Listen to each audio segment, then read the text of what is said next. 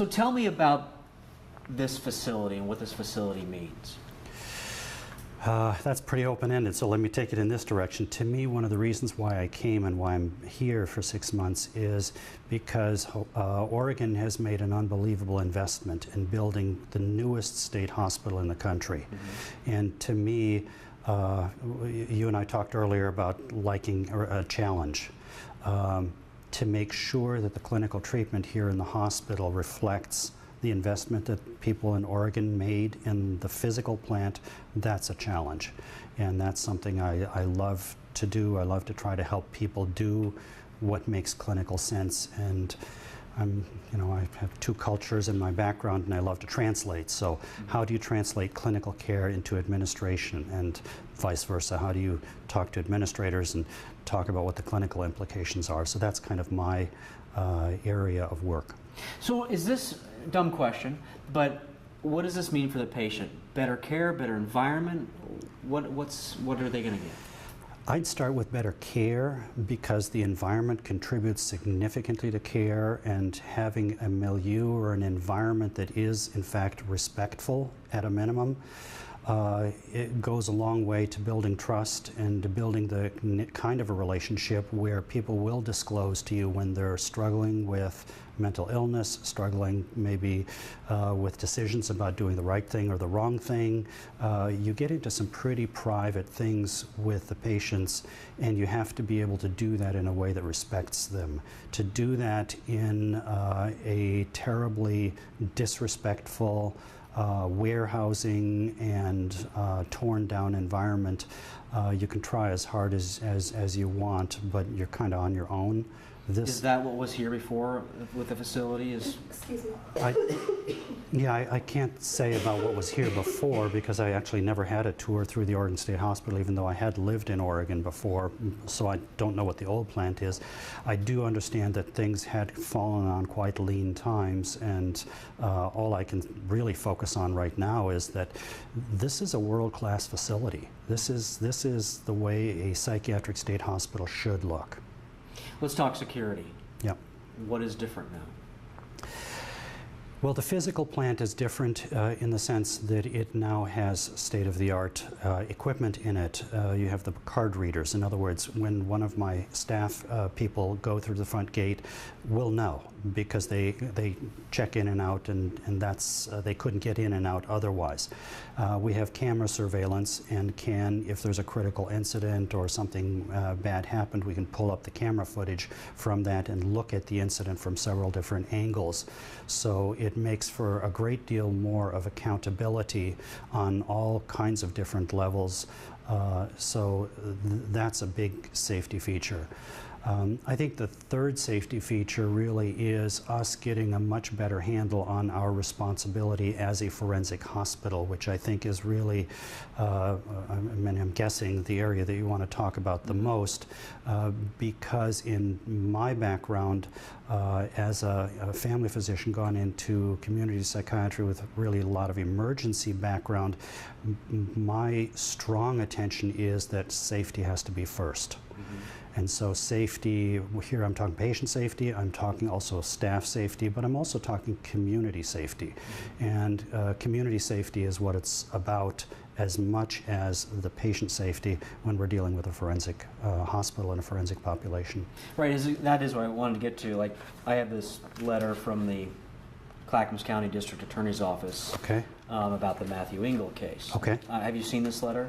I don't know that I have, yeah. It's a letter that was written after he escaped, and the District Attorney's Office, who prosecuted him, was very upset that they didn't believe that this facility was taking security serious enough and asking for change. Yeah.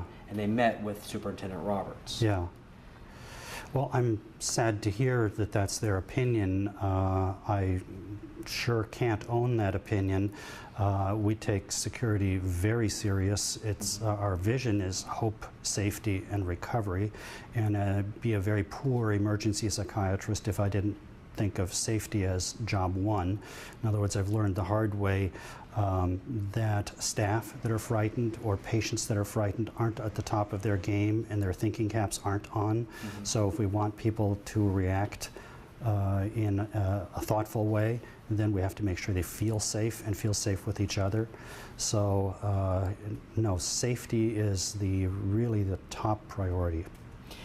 I'll paraphrase. We did an interview this morning with Chief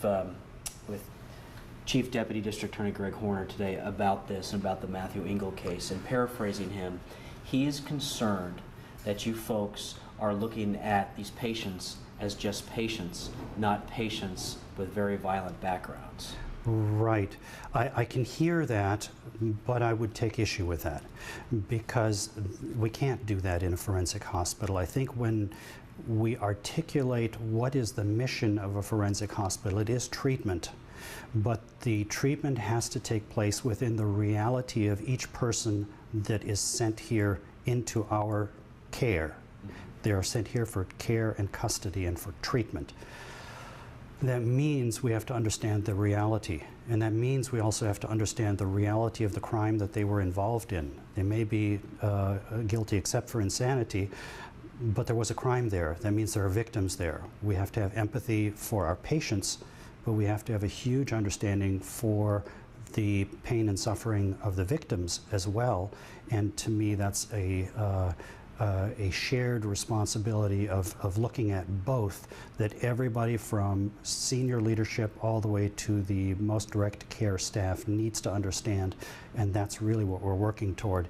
Is I don't care if it's a mental health tech, I don't care if it's a psychiatrist, I don't care if it's the chief of psychiatry.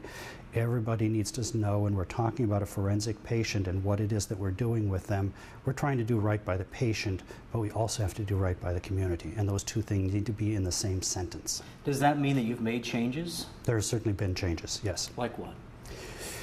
Well, the most immediate, I mean, this was right shortly after I came. So I came in August, and September 3rd, I believe, was the incident. The immediate first step that I did was to ask the question, why are people in the community? Is this a necessary part of their treatment? So I ordered a treatment plan review. And I sent a very clear message to all of the clinical teams, and the clinical teams are the ones that build the treatment team or the treatment plans for the patient. I sent a very clear signal to them that if the person doesn't need to be in the community for a treatment reason, they need to reconsider if that's the proper thing to do. So there was an immediate review of all of the treatment team plans that was completed. The second thing is to step back from the individual case and start looking at the overall process by which we approve outings.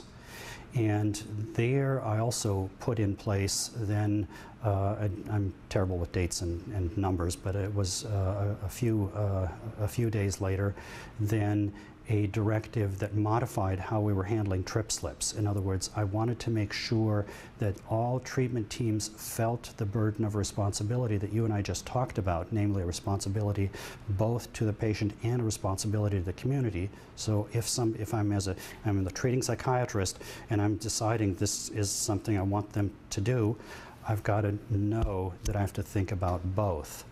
I also wanted the people that are going out on the outings, the staff that are accompanying them, to know that people come with various risk levels. They've all been looked at in terms of their risk, and as a matter of fact, that's one of the other things we could talk about is how the risk review has changed. Mm-hmm. But on this trip, on this outing, I wanted to make sure that the people on the outings understood this isn't a vacation, this is treatment. And so what are they doing out there that they are accomplishing? And then wanted to make sure we put a safety net in place there with the program supervisors as needing to approve each treatment.